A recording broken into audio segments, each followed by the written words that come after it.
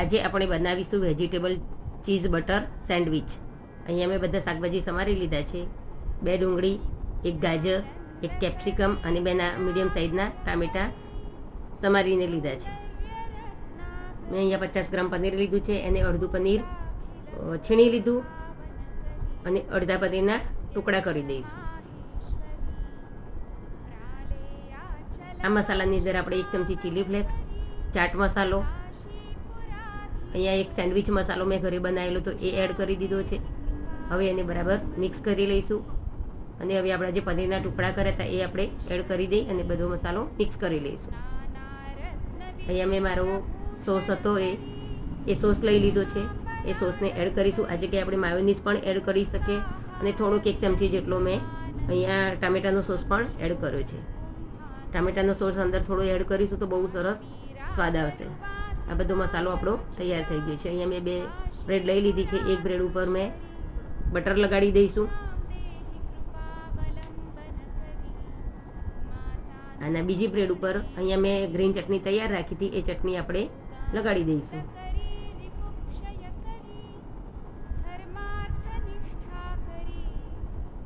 પછી આપણે જે વેજીટેબલનો જે મસાલો તૈયાર કર્યો તો એને આપણે ઉપર લગાડી દઈશું.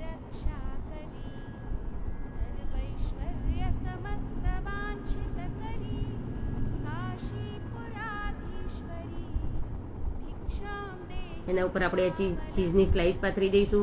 ચીઝની સ્લાઇસ ના હોય તો ચીઝની ક્યુબ લાવી અને એને પણ છીણીને પણ આપણે પાથરી શકીએ.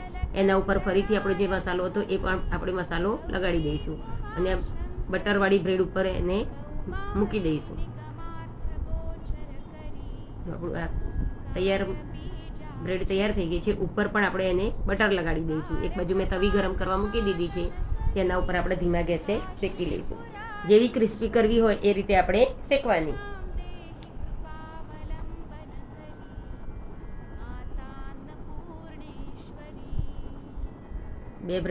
બે સેન્ડવિચ મેં અહીંયા શેકી લીધી.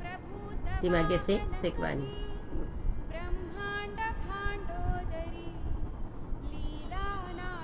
એક બાજુ શેકાઈ જાય એટલે ફરી આપણે એને ફેરવી દઈશું. મેં બંને સેન્ડવિચને ફેરવી લીધી.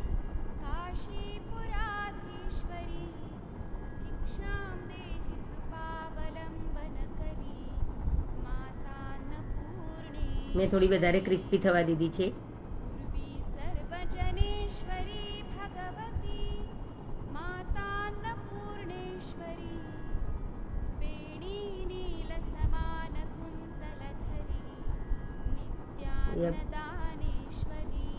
સેન્ડવિચ તવી પર શેકાઈ ગઈ છે સરસ. જુઓ,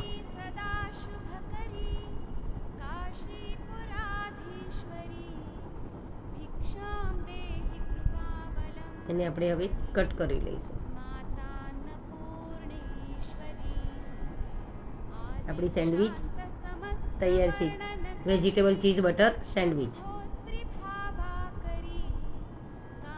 એને મેં અહીંયા સર્વ કરી છે. સોસ સાથે આપણે સર્વ કરી છે. તમે પણ બનાવો અને એન્જોય કરો.